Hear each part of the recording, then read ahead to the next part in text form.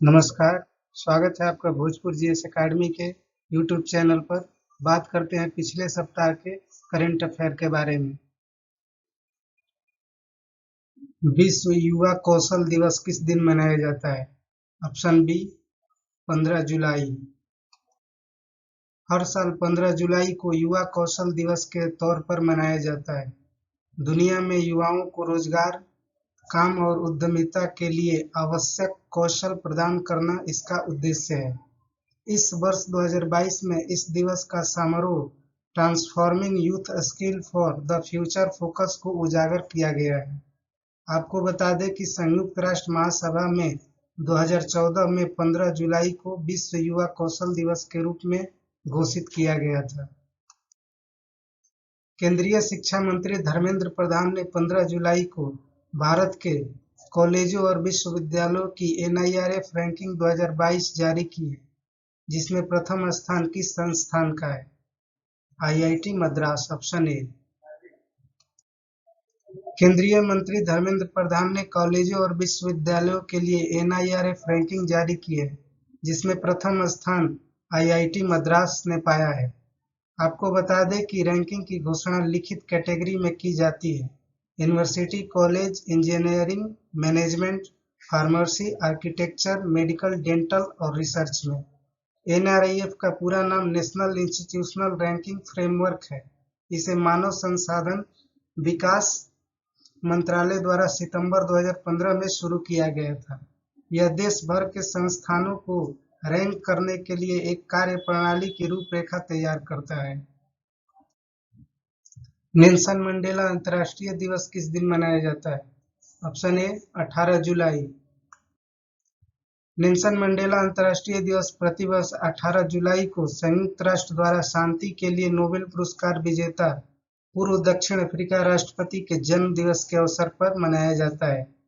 Nelson Mandela का जन्म 18 जुलाई 1918 को दक्षिण अफ्रीका के ट्रांसकेई में हुआ था। नेल्सन मंडेला 1918 से 2013 के बीच में अपना जीवन मानव अधिकार के लिए लड़ते हुए समर्पित कर दिया है और उनका मानना है कि दुनिया में एक बेहतर जगह बनाने के लिए हर किसी को अपने समुदाय में बदलाव लाने की क्षमता है। विश्व शतरंज दिवस किस दिन मनाया जाता है? ऑप्शन सी 20 जुलाई। संयुक्त राष्ट्र द्वारा हर साल 20 जुलाई को विश्व शतरंज दिवस के रूप में मनाया जाता है। शतरंज दो खिलाड़ियों के बीच खेले जाने वाला बहुत ही प्राचीन और बौद्धिक सांस्कृतिक खेलों में से एक माना जाता है। यह दिन 1924 में पेरिस में की गई अंतर्राष्ट्रीय शतरंज महासंघ की स्थापना को चिन्हित करने के लिए मनाया जाता है। आपको बता दें कि अंतर्राष्ट्रीय शतरंज महासंघ का मुख्यालय स्विट्जरलैंड के लुसाने में है। विश्व आर्थिक फोरम ने हाल में अपनी जेंडर गैप रिपोर्ट 2022 जारी की है, जिसमें भारत का कौन सा स्थान मिला है? ऑप्शन ए 135वां। विश्व आर्थिक फोरम अपनी जेंडर गैप रिपोर्ट 2022 में भारत को 146 देशों में 135वें स्थान पर रखा है। रिपोर्ट में भारत का स्कोर 0 से 1 पैमाने पर 0.629 स्कोर भारत ने किया है।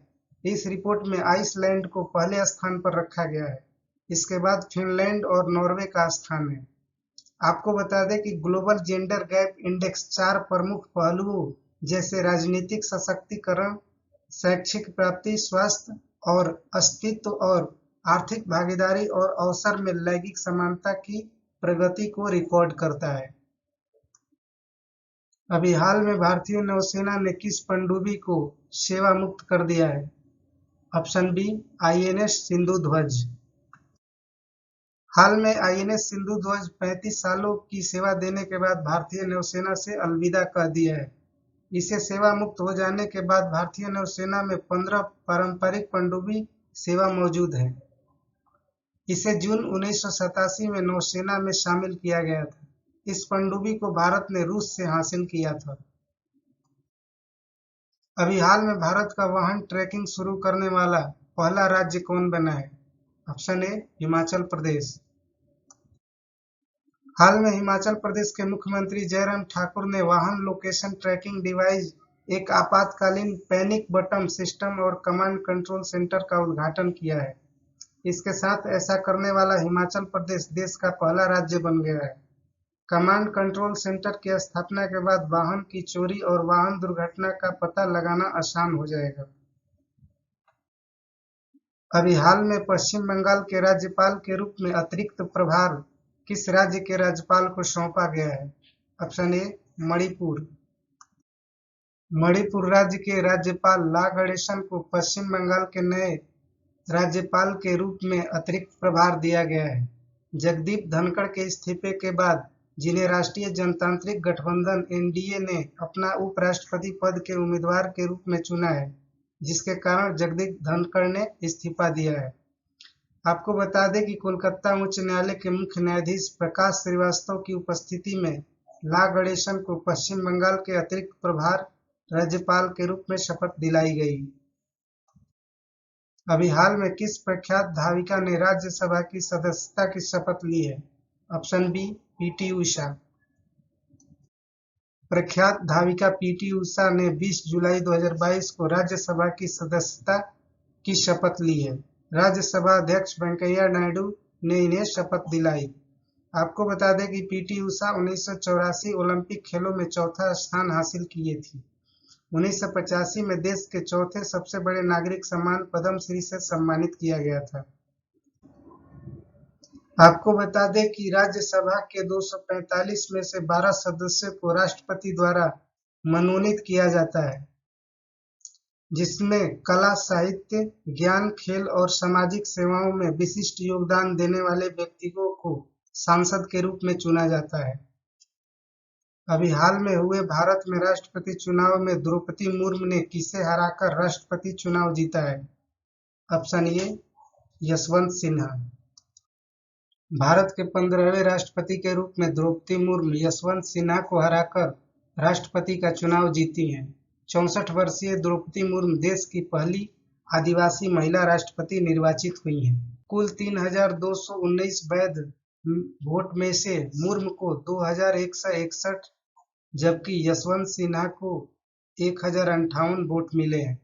देश की पहली नागरिक और भारत के तीनों सेनाओं की सर्वोच्च कमांडर बनने वाली पहली आदिवासी और दूसरी महिला हैं। आपको बता दें कि मुर्मू संथाल आदिवासी समुदाय से संबंधित है, जिनका जन्म 20 जून 1958 को हुआ था। इन्होंने 2015 में झारखंड की पहली महिला राज्यपाल के रूप में शपथ ली थी।